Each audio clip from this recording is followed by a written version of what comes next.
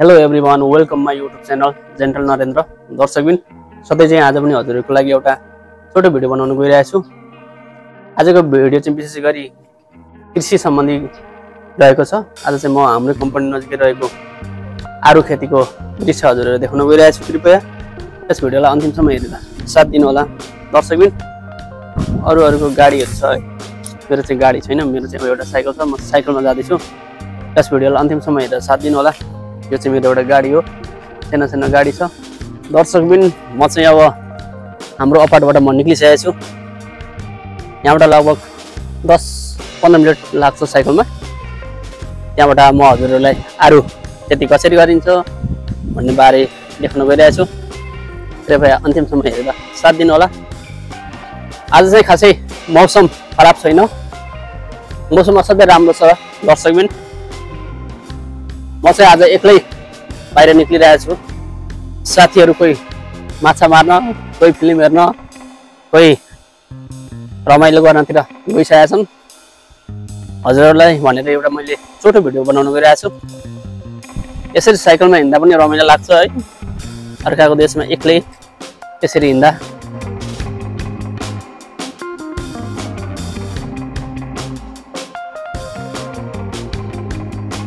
दर्शक पनि यहाँ हेर्न सक्नुहुन्छ है, प्याज खेती, यो भनेको कोपी खेती। हेर्नुहोस् त क्या रमाइलो छ। वाउ, यहाँ खोर्सानी लगाइरहेछ। दर्शक पनि यो देखिएको चाहिँ सूर्यमुखी हो। तपाईहरुले देख्न सक्नुहुन्छ है, यो सूर्यमुखी लगाइएको छ।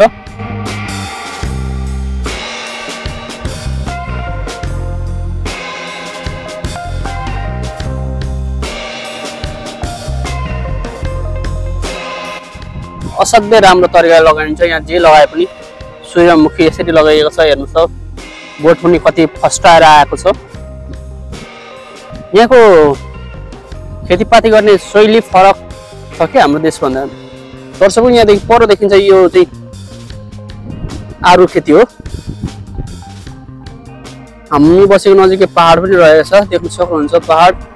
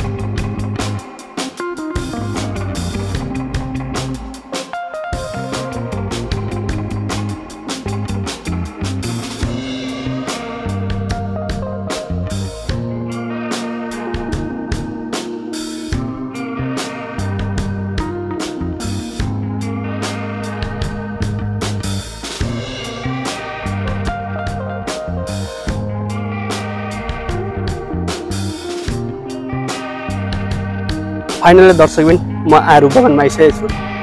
हजुरहरूलाई थोरै आरुको बारेमा भन्न गइरहेको छु। साइकलमा आएको हुनाले लास्टै थाकिरहेको छु।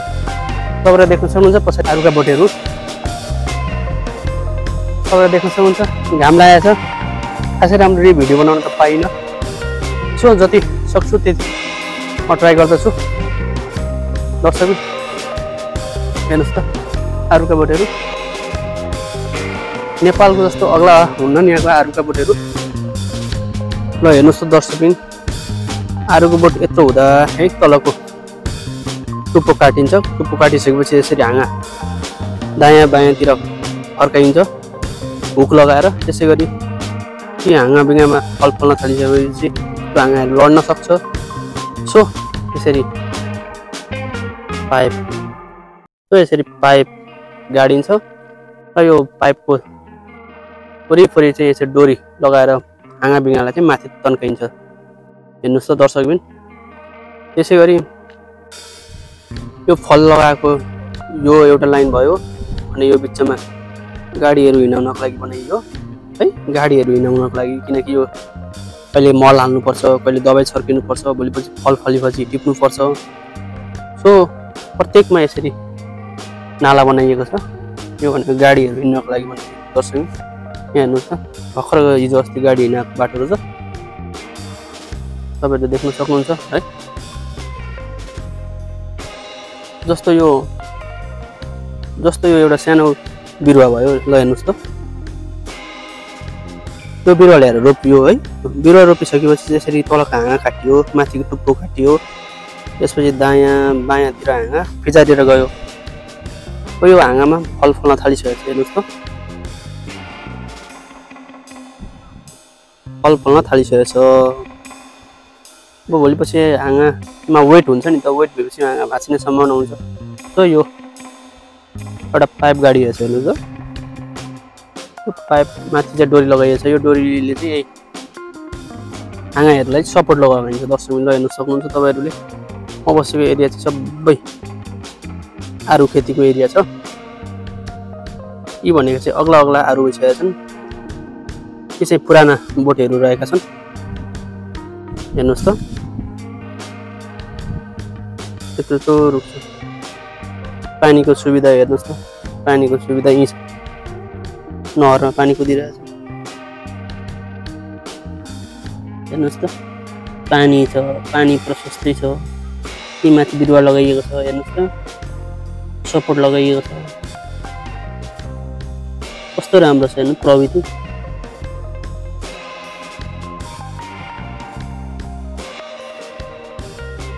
यहाँ दर्शक पनि हातले टिप्न मिल्ने छ। हेर्नुहोस् त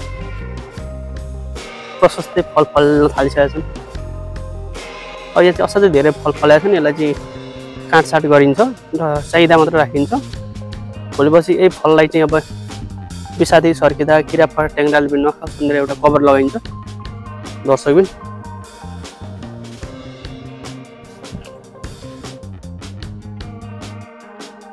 के छन् यति नजिकै छन् बिरुवा है। यहाँ हेर्नुहोस् त म यहाँ हातले टिप्न मिल्ने छ। कस्तो राम्रो छ हेर्नुहोस् त बाटो बनाइदिएको छ। गाडी साडी हिँडाउन सजिलो हुन्छ यति भएपछि। हेर्नुहोस् त वाउ कोरियाले चाहिँ धेरै विकास गरेको छ है कृषिमा पनि। हेर्नुहोस् त कस्तो राम्रो राम्रो छ। हेर्नुहोस् त वाउ बोट बिरुवा यसरी हो नि लगाउने भनेको। यहाँ चाहिँ सबै कलमी गरेर रोपिन्छ है दर्शकबिन। यहाँ हेर्नुहोस् त यहाँ फल फलिरहेछ। यहाँ फल फलिरहेछ। हेर्नुहोस् त तपाईँले देख्न सक्नुहुन्छ। यहाँ सपोर्ट लगाइएको छ यसरी। दर्शकबिन कोरियामा चाहिँ हाम्रो देशको जस्तो फटाइ मान्छे हुँदैनन्। नेपालमा चाहिँ किन फटाइ भएको भने नेपालमा चाहिँ बेरोजगारी धेरै छन्। बेरोजगारी धेरै भइसकेपछि नेपालमा चाहिँ काम पाउँदैनन्। काम नभएपछि अरूको बोट बिरुवा भाँच्ने है अरूले लगाएको बोट बिरुवा सखाप गर्ने अरूले केही प्रगति गरेको देख्यो भने बेरोजगारीले राति गएर बिरुवा काटिदिने त्यस्तो प्रविधि छ। त्यो सबैको जड भनेको देशमा रोजगार नभएर हो दर्शकबिन। यसरी देख्न सक्नुहुन्छ है। कोरियामा सबै मान्छे व्यस्त हुन्छन् सबै बिजी हुन्छन्। सबैले एकले अर्कालाई हेर्नै भ्याउँदैनन्। सो त्यो भएर पनि यहाँ मान्छे लगनशील हुन्छन् मेहनती हुन्छन्। हाम्रो देशमा खासै राम्रो प्रविधि नभएको भन्दा पनि देशको अस्थिरताको कारणले यो सब बिग्रेको हो। देशमा अस्थिरता छ, केही गर्न खोज्ने मान्छेलाई सरकारले, राज्यले, वडाले हेर्दैन। जसको पावर छ उसैले मात्र आएको बजेट है, राहत, अनुदान सबै आफ्ना आफन्तले लाँदछन्। के गर्नु, जसको सोर्स छ त्यसले अनुदान पाउँछ, खातामा कपीमा यति बाख्रा छन्, यति गाईबस्तु पालेको छ, यतिवटा माछा पोखरी खोलिएको छ भनेर कागजमा, ढड्डामा, फाइलमा चढाइन्छ। तर वास्तविक रूपमा वास्तविक कृषकले चाहिँ अनुदान पाइएको देखिँदैन। तपाईँ हामीले देखेका छौँ, हेर्ने कथामा एउटा असफलताको कथा भनेर पनि आइसकेको छ। हामीले त्यहाँ करोडौँ लगाएर नि गरेर एकजना दाइले बङ्गुर सुँगुर पाल्नुहुन्छ, तर विडम्बना उहाँहरूलाई न एक सुक्को न अनुदान आउँछ है। अन्तिममा उहाँको व्यापार बिजनेस डुब्छ, करोडौँ घाटा खानुहुन्छ। के गर्नु त सक्दिन, अन्तिममा विदेशिनु पर्दछ, विदेशीको गुलामी हुनु परेको छ। जस्तो मेरै कुरा गरौँ न दर्शकबिन, मैले पनि नेपालमा केही गर्छु भनेर बाख्रा पालन थालेको थिएँ, तर अनफर्चुनेटली है बाख्रामा बिराम आयो। बिराम आएपछि बाख्रा मरे। त्यस्तै हो कि भने जस्तो सजिलो हुन्न है। मैले यहाँ जति बोल्छु नि, सबै मैले बोले जति चाहिँ म आफै एउटा व्यवसाय भएर गरेँ भने पनि सफल हुन सक्दिनँ। धेरै स्ट्रगल गर्नुपर्छ, दुःख गर्नुपर्छ, त्यतिकै सहज हुँदैन दर्शकबिन। त्यही हो दर्शकबिन, जति भने पनि है आफ्नो देशको बेइज्जत गरे जस्तो हुन्छ। तर वास्तविकता जे हो त्यही भनेको मैले, अन्यथा नलिनु होला। अर्काको देशमा देखिएका विकास प्रविधि हाम्रो देशमा पनि हुन सके कस्तो हुन्थ्यो होला भन्ने लाग्छ हामीलाई है। के गर्नु, आफ्नो देश जस्तो सुकै भए पनि आफ्नो देशको माया हुन्छ, ममता हुन्छ। र हेर्नुहोस् त दर्शकबिन, यहाँ यता आरू खेतीहरू लगाइएको छ सधैँ भने। यता हेर्नुहोस् त एउटा घर बनाइएको छ, आरूहरू भोलिपछि यहाँ थुपार्ने, स्टोर गर्ने अनि बेच्ने। हेर्नुहोस् त यो एरियामा ठुला ठुला आरूका बोट भयो भने भर्खरै रोपिएका आरूका बोटहरू चाहिँ यता रहेछन्। हेर्नुहोस् त, यी चाहिँ सानो आरूका बोट हुन्। सानैमै बोटको टुप्पो काटिएका छन् र हाँगा फिजारिएका छन्। दर्शकबिन हेर्नु सक्नुहुन्छ तपाईँहरूले। ल पानीको व्यवस्था हेर्नुहोस् त, कालो पाइपमा पानीको व्यवस्था, प्रत्येक बिरुवामा पानीको उपलब्धता छ। पानी बिना कुनै पनि बोट बिरुवा बाँच्न सक्दैनन्, त्यो हामी सबैलाई थाहा भएको कुरा हो दर्शकबिन। ल हेर्नुहोस् त, यहाँ एउटा लाइनमा यति बिरुवा रोपियो, पाइप लगाइयो, पछि सपोर्टको लागि भनेर माथि पाइप गाडिएको छ, डोरी लगाइएको छ, बिचमा यत्रो डिस्टेन्स गाडी हिँडाउनको लागि, औषधि सर्किनको लागि। पत्ता धेरै राख्यो भने पनि धेरै मलजल पत्ताले खाँदछ।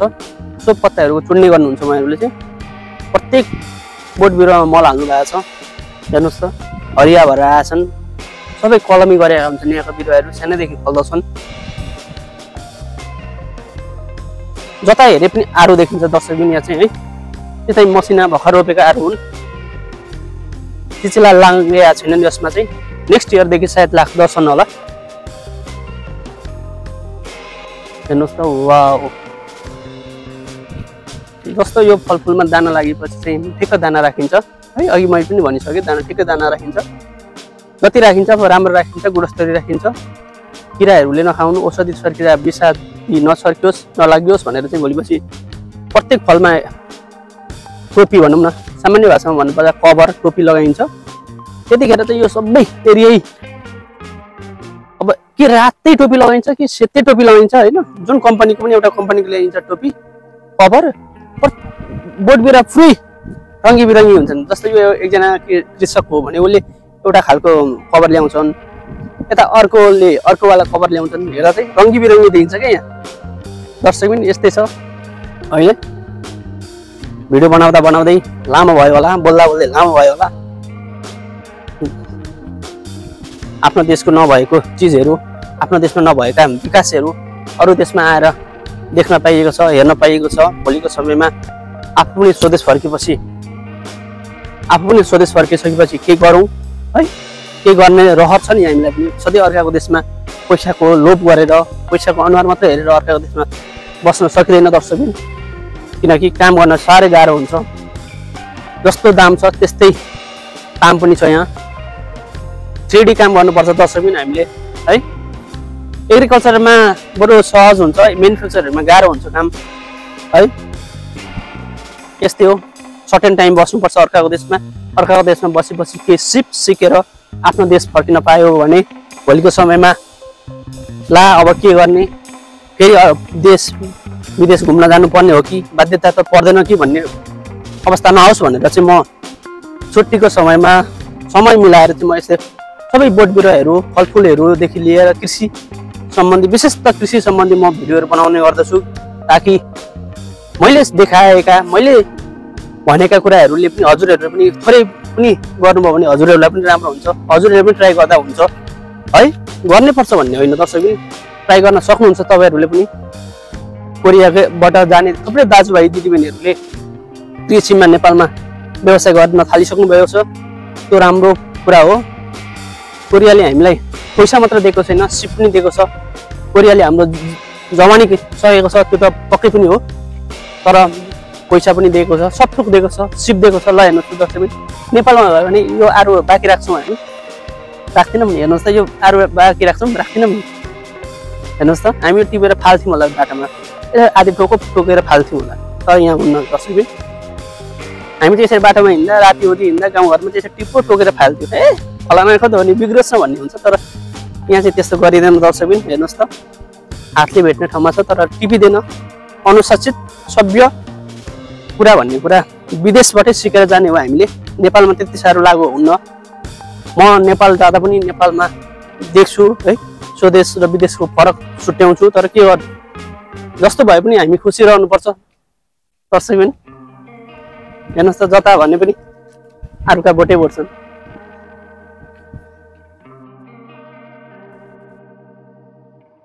यसरी बाटो बनाइदिएको छ, जहीँ बाटो बनाइदिएको छ, त्यति भएपछि गाडी ल्याउन सजिलो भयो। वाउ, हेर्नुहोस् त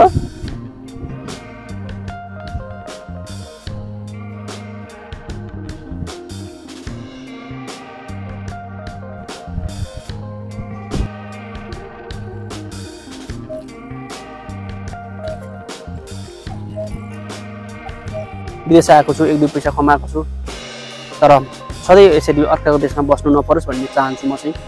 आफ्नै देशमा गएर केही गर्न सकौँ है। कृषि नै किन नहोस्, कृषि पनि एउटा मजबुत खम्बा हो, तर आधुनिक गर्न सक्नु पर्यो। के हाम्रो बुबा बाजेले गरेको हलो जोत्ने राँगा गोरुले होइन दर्शकबिन, आधुनिक औजारहरूले प्रयोग गर्नुपर्दछ। त्यही आमा बुवाले धान रोप्ने चलन होइन, आधुनिक मेसिन प्रयोग गरौँ दर्शकबिन। आफ्नो देशमा सहुलियत होस्, खर्च कम होस्, मेसिन लगायो पछि धान बेच्दा त्यही मेसिनलाई तिर्दै ठिक्क नहोस्। सरकारले धानको फलफुलको एउटा मूल्य निर्धारण गरिदियोस्। त्यति भएपछि पक्कै पनि हामी कृषक दाजुभाइ दिदीबहिनीहरूलाई पनि आनन्द हुन्छ दर्शकबिन। भिडियो लामो भयो होला, धेरै सिरियस कुराहरू गरे होला, अन्यथा नलिनु होला दर्शकबिन। यस्तै हो, जति बोलो त्यति बोल्न मन लागेको छ दर्शकबिन। तपाईँहरू जहाँ हुनुहुन्छ, जस्तो हुनुहुन्छ, सुखी रहनुहोस्, मस्त रहनुहोस्, व्यस्त रहनुहोस्। व्यस्त रहनु नै मानिसको एउटा सफलताको सिडी हो। हेलो दर्शकबिन, हजुरहरूलाई आजको भिडियो कस्तो लाग्यो? राम्रो लागे पनि नराम्रो लागे पनि कमेन्ट गरिदिनु होला, मन परेमा लाइक पनि गरिदिनु होला। यस्तै भिडियोहरू आगामी दिनहरूमा पनि ल्याउने म प्रयास गर्नेछु। त्यसै गरी तपाईँहरू नयाँ हुनुहुन्छ भने मेरो च्यानललाई सब्सक्राइब गरेर जोडिन पनि सक्नुहुँदछ। यस्तै कृषि सम्बन्धी भिडियोहरू म लिएर आउने नै छु दर्शकबिन। जहाँ हुनुहुन्छ, जस्तो हुन्छ, खुसी रहनुहोस्, मस्त रहनुहोस्, व्यस्त रहनुहोस्। यति भन्दै आजलाई बिदा चाहन्छु। जय देश, जय नेपाल।